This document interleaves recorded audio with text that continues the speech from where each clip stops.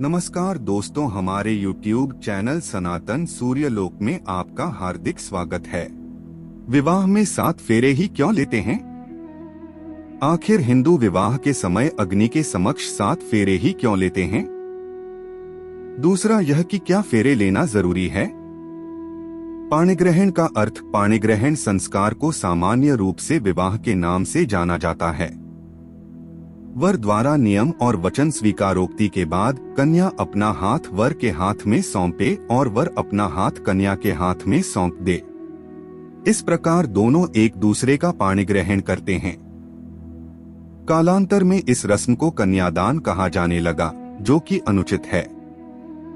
नीचे लिखे मंत्र के साथ कन्या अपना हाथ वर की ओर बढ़ाए, वर उसे अंगूठा सहित समग्र रूप से पकड़ ले। भावना करें कि दिव्य वातावरण में परस्पर मित्रता के भाव सहित एक दूसरे के उत्तरदायित्व को स्वीकार कर रहे हैं। यदैषि मनसा दूरं दिशो नुपवमानो वा हिरण्यपनोर वैकरण सत्वा मनमनसा करोतु असा। पार विवाह का अर्थ विवाह को शादी या मैरिज कहना गलत है। विवाह का कोई समानार्थी शब्द नहीं है। विवाह वि प्लस वाह अत इसका शाब्दिक अर्थ है विशेष रूप से उत्तरदायित्व का वहन करना। विवाह एक संस्कार, अन्य धर्मों में विवाह पति और पत्नी के बीच एक प्रकार का करार होता है जिसे कि विशेष परिस्थितियों में तोड़ा भी जा सकता है, लेकिन हिंदू धर्म में विवाह बहुत ही भली भांति सोच समझकर किए जाने वाला संस्कार है। इस संस्कार में वर और वधू सहित सभी पक्षों की सहमति लिए जाने की प्रथा है। हिंदू विवाह में पति और पत्नी के बीच शारीरिक संबंध से अधिक आत्मिक संबंध होता है और इस संबंध को अत्यंत पवित्र माना गया है। 7 फेरे या सप्तपदी हिंदू धर्म में 16 संस्कारों को जीवन का सबसे महत्वपूर्ण अंग माना जाता है। विवाह में जब तक 7 फेरे नहीं हो जाते तब तक विवाह संस्कार पूर्ण नहीं माना जाता। न एक फेरा कम न एक ज्यादा। इसी प्रक्रिया में दोनों 7 फेरे लेते हैं, जिसे सप्तपदी भी कहा जाता है। ये 7 फेरे या पद 7 वचन के साथ लिए जाते हैं।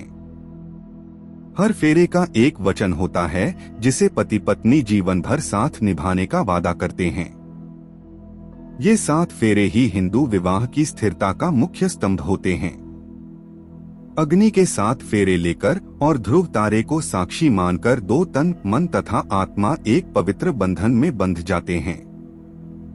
7 अंक का महत्व।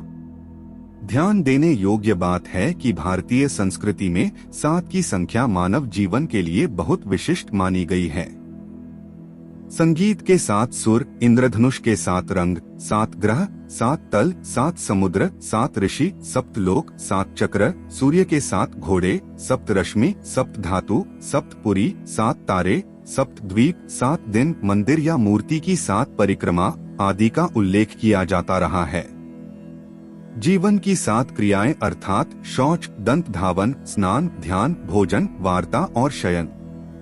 7 तरह के अभिवादन अर्थात माता, पिता, गुरु, ईश्वर, सूर्य, अग्नि और अतिथि। सुबह सवेरे 7 पदार्थों के दर्शन, गोरोचन, चंदन, स्वर्ण, शंख, मृदंग, दर्पण और मणि। 7 आंतरिक अशुद्धियां ईर्ष्या, द्वेष, क्रोध, लोभ, मोह, घृणा और कुविचार।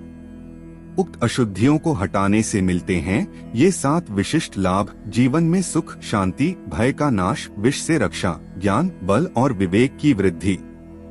स्नान के 7 प्रकार मंत्र स्नान, मौन स्नान, अग्नि स्नान, वायव्य स्नान, दिव्य स्नान, मसक स्नान और मानसिक स्नान। शरीर में 7 धातुएं हैं, रस, रक्त, मांस, मेद, अस्थि, मज्जा और शुक्र। 7 गुण विश्वास, आशा, दान, निग्रह, धैर्य, न्याय, त्याग। 7 पाप अभिमान, लोभ, क्रोध, वासना, ईर्ष्या, आलस्य, अति भोजन और 7 उपहार आत्मा के विवेक, प्रज्ञा, भक्ति, ज्ञान, शक्ति, ईश्वर का भय। यही सभी ध्यान रखते हुए अग्नि के 7 फेरे लेने का प्रचलन भी है, जिसे सप्तपदी कहा गया है। वैदिक और पौराणिक मान्यता में भी 7 अंक को पूर्ण माना गया है। कहते हैं कि पहले 4 फेरों का प्रचलन था। मान्यता अनुसार ये जीवन के 4 पड़ाव धर्म, अर्थ, काम और मोक्ष का प्रतीक था। हमारे शरीर में ऊर्जा के 7 केंद्र हैं जिन्हें चक्र कहा जाता है। ये 7 चक्र हैं मूलाधार, शरीर के प्रारंभिक बिंदु पर, स्वाधिष्ठान, गुदास्थान से कुछ ऊपर, मणिपुर, नाभि केंद्र, अनाहत, हृदय, विशुद्ध, कंठ, आज्ञा, ललाट, दोनों नेत्रों के मध्य में, और सहस्रार, शीर्ष भाग में जहाँ शिखा केंद्रक है। उक्त 7 चक्रों से जुड़े हैं हमारे 7 शरीर। ये 7 शरीर हैं स्थूल शरीर, सूक्ष्म शरीर, कारण शरीर, मानस शरीर, आत्मिक शरीर, दिव्य शरीर और ब्रह्मा शरीर।